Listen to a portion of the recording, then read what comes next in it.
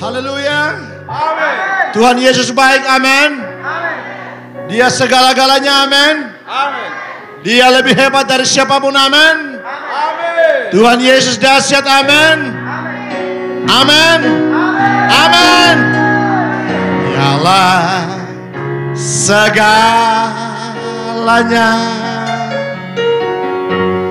Dia bagiku. Dialah segalanya,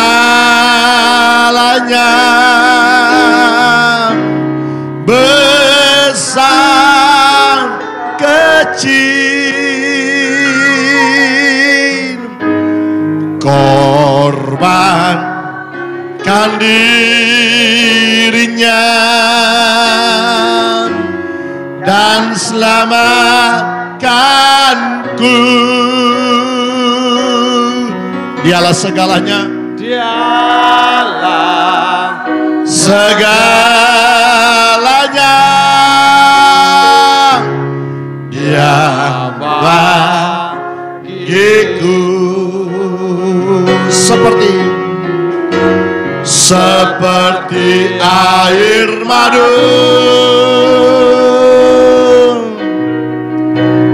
dari batu karang, dicicip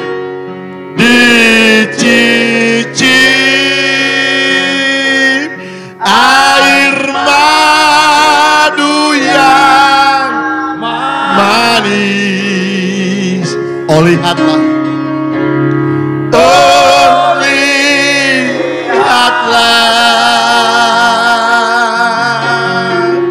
Tuhan Yesus baik.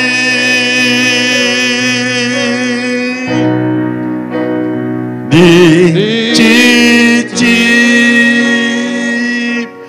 air madu yang manis. Amin. Doa saya, saudara mengalami Tuhan dalam segala sesuatu, dan saudara bertumbuh dalam segala sesuatu.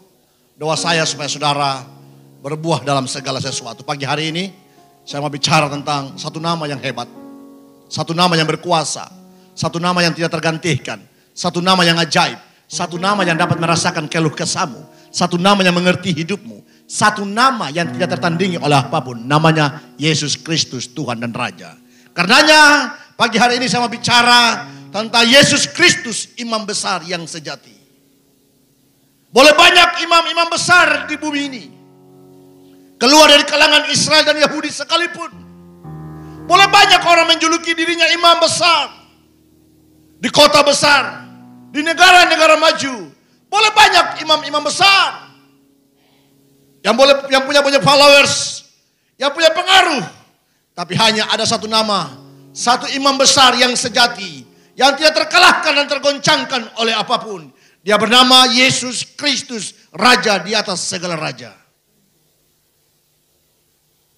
Imam besar yang ada di dunia ini tidak dapat merasakan apa yang kita rasakan. Tidak dapat mengerti apa yang kita alami hari-hari ini.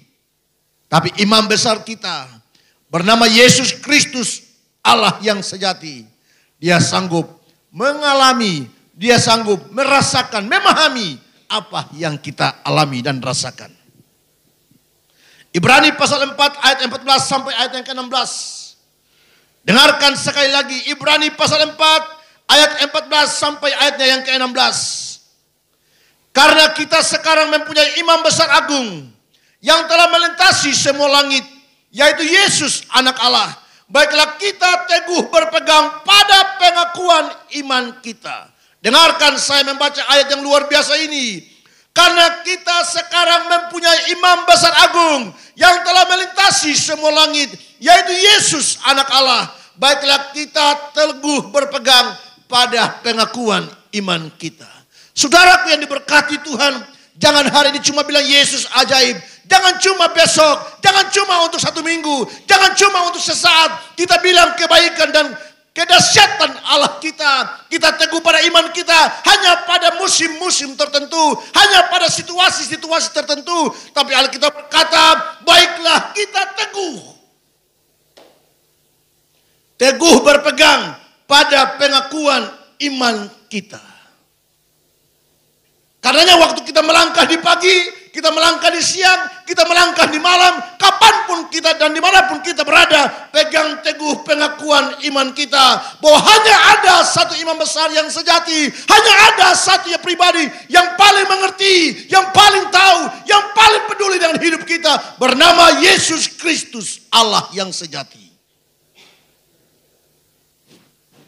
Yang pemazmur berkata dia tidak pernah tertidur. Yang pemazmur berkata dia tidak pernah terlelap. Yang pemazmur berkata dia tidak pernah tuli. Yang pemazmur berkata dia tidak pernah buta matanya. Bahkan yang pemazmur berkata tangannya bukan tangan yang lamban, bukan tangan yang lemah, tapi tangan yang perkasa, yang sanggup melakukan segala perkara, yang sanggup menyediakan segala perkara. Dari yang tidak ada menjadi ada, dari yang ada menjadi luar biasa. Yang orang-orang menyebutnya Allah yang hebat. Yang hari ini pun kita bertepuk tangan, kita berglori, kita bersuka cita karena pribadi itu.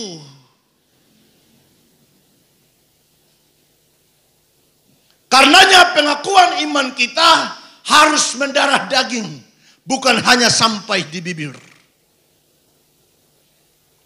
Dalam keadaan yang paling sakit dan sulit sekalipun, pegang teguh pengakuan imanmu, pegang teguh kepercayaanmu, pegang teguh janji-janji yang kau ikrarkan pada Allah yang telah mengasihimu, bukan dengan berkat yang biasa, tapi berkat yang luar biasa. Kalau hari ini diangkat hidupmu, itu bukan berarti kau layak, bukan berarti kau pantas, bukan berarti kau kuat, bukan berarti kau hebat, tapi hanya karena kelayakan yang datang daripada Allah.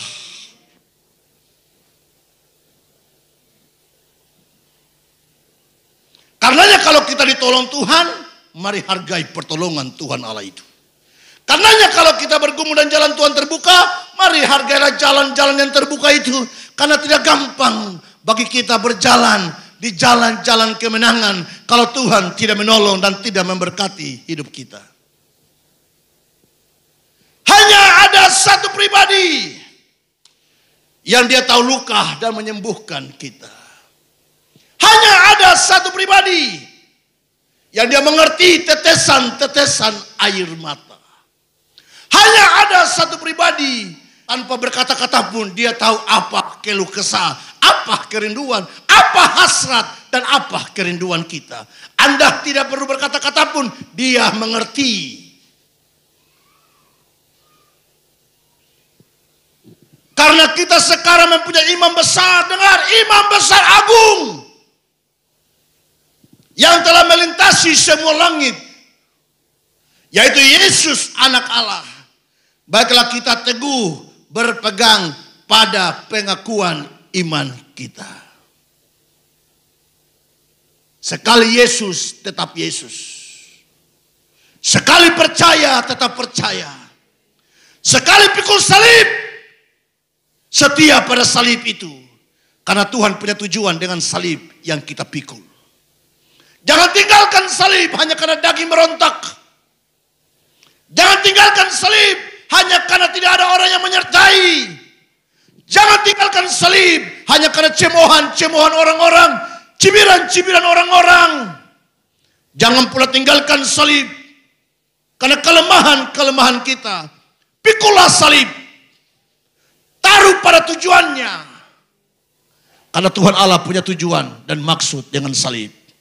Di balik salib itu ada kemuliaan. Bagi orang-orang yang binasa, salib itu sebuah kebodohan. Itu kata firman Tuhan. Tapi bagi kita yang percaya, salib itu sebuah kebanggaan. Kebanggaan, saudara. Ayat yang ke-15 Alkitab berkata, sebab dengar ini, sebab imam besar yang kita punya, dengar, sebab imam besar yang kita punya bukanlah imam besar yang tidak dapat turut merasakan kelemahan-kelemahan kita. Kita datang pada manusia, satu kali dia kasih senyum, dua kali senyum sudah mulai asam, tiga kali satu kampung dapat cerita, hidup kita hanya untuk menyusahkan orang-orang lain. Pada dunia ada pesimis, pada dunia ada kekecewaan, pada dunia tidak akan ada pertolongan yang abadi, pada dunia hanya tempat sementara yang tidak bisa melegakan dan menghapus segala dahaga kita, apalagi menolong kita untuk selama-lamanya. Hanya pada Yesus, dengar, hanya pada Yesus, dengar, hanya pada Yesus. Dan hanya di dalam Yesus sajalah kita bilang segala kelemahan, kita bilang segala kekurangan, kita bilang segala hal. Yang kecil, yang besar, yang bisa dipikul sampai tidak bisa dipikul, yang bisa dihitung sampai tak terhitung. Kita bilang pada Tuhan, karena bagi Dia sanggup melakukan segala-galanya.